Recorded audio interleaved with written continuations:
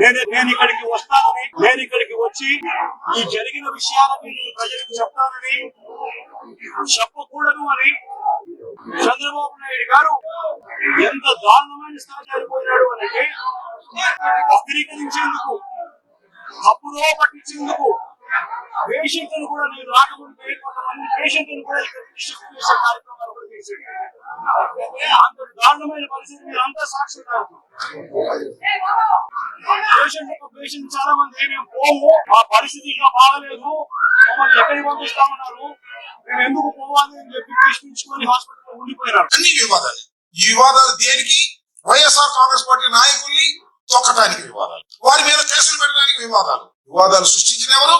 చంద్రబాబు నాయుడు గారి ఆదేశం మేరకు వాళ్ళందరూ సృష్టిస్తారు. ఏమన్నా తెలియకుడతానండి, ఈవో జేఈఓ జగన్మోహన్ రెడ్డి గారు కొండ మీదకు వస్తాడు దర్శనానికి అంటే పెద్ద పెద్ద బోర్డులు కట్టేశారండి. పెద్ద పెద్ద బోర్డులు కట్టారు. పో నాకేం అభ్యంతరం. 5 గంటలకు జగన్మోహన్ రెడ్డి గారు క్యాంప్ చేస్తున్నారంటే 6 గంటలకు తీశారు. మీ పని ఏంటి నాకు అర్థం. మీ పని బోర్డులు కట్టారు, ఇప్పుడు కట్టారు కొన్ని అంటే జగన్మోహన్ రెడ్డి గారి కోసమే కడతారు, జగన్మోహన్ రెడ్డి గారి కోసమే తీస్తారు, టీడీపీ చెప్పిందే వింటారు.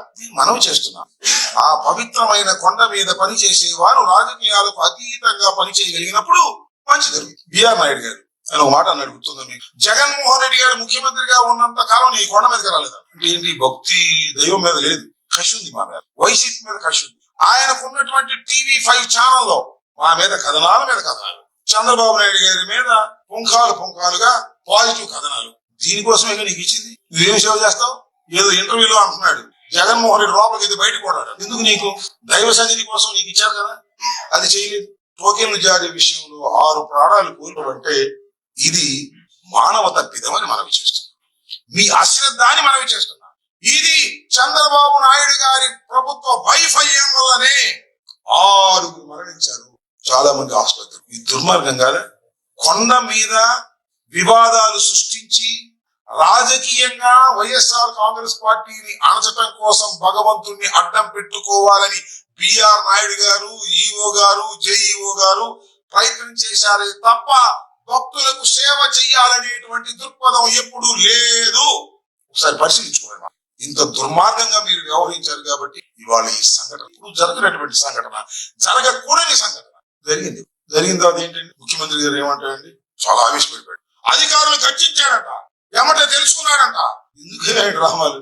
నీ ప్రభుత్వం ఈఓని నువ్వు అపాయింట్ చేశావు, బిఆర్ నాయుడు నువ్వు అపాయింట్ చేశావు, జేఈఓ నువ్వు అపాయింట్ చేశావు, నీ ప్రతినిధులు వాళ్ళ మీద కోపోద్రిక్తులు. ఇప్పుడు ఏంటి ఏదో ఎందుకు జరిగింది లాగా రేపు పొద్దున రాస్తారు చూడండి. ఇప్పటికే రాశారు ఈనాడు, ఆమె చంద్రబాబు నాయుడు గారు వారిని ప్రశ్నించాడు. నువ్వు బాధ్యుడివి, you are the responsible for 6 deaths. నువ్వు ప్రశ్నిస్తున్నావు.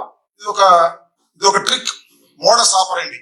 తన ప్రభుత్వంలో జరిగితే అధికారులు తిట్టేసి పని అయిపోయింది అనుకుంటాడు చంద్రబాబు నాయుడు గారు. పాపం అధికారులు బాగా తిట్టాడే, పాపం ఆయనకేం తెలియదు. పాపం నీది వాళ్ళకన్నా కూడా ముందు. దాన్ని మభ్యపెట్టేందుకు మీడియా బలంతో మీరు చేసేటటువంటిదని ఈ సందర్భం. దీనికి మొత్తానికి కారణం ఈ ప్రభుత్వ వైఫల్యం వలనే పవిత్రమైన కొండను పవిత్రంగా చూడకోకుండా రాజకీయాలకు వాడుకోవాలనేటువంటి ఒక దుర్బుద్ధితో మీరు ఈ 7-8 మాసాలు చేసిన ప్రయత్న ఫలితమే రేపు మాపో ఎంక్వైరీ చేస్తారు. ఈ కానిస్టేబుల్ ను, ఈ డిఎస్పీను సస్పెండ్ చేసేసి తూచి అయిపోయిందంట. అప్పుడు మనం మర్చిపోతాం. మళ్ళా రిపీట్ అవుతాయి ఇలాంటి సంఘటనలు. ఇలాగే ఉంటే రిపీట్ అవుతాయని మనం చేస్తున్నా. వాళ్ళు నోటిట్ దిస్ పాయింట్. మీడియా మిత్రులందరికీ చెప్తున్నా, ఇదే కొనసాగితే, ఇదే నిర్లక్ష్యం కొనసాగితే, ఇదే కొండ మీద పాపాలు కొనసాగితే, ఇదే కొండ మీద ద్వేషాలు కొనసాగితే, ఇదే కొండ మీద కక్ష తీర్చుకోవాలనే బుద్ధితో ప్రవర్తన చేస్తే ఇలాంటి ప్రమాదాలే జరిగే అవకాశం ఉంది. సరి చేసుకోండి మహాప్రభు. శ్రీ శ్రీ శ్రీ శ్రీ తిరుమల వెంకటేశ్వర స్వామి వారి 7 కొండల్ని పవిత్రంగా భావించండి, రాజకీయాలకు దూరంగా. అప్పుడు ధర్మం జరుగుతుంది, న్యాయం జరుగుతుందని కూడా ఈ సందర్భంగా నేను చెప్తాను.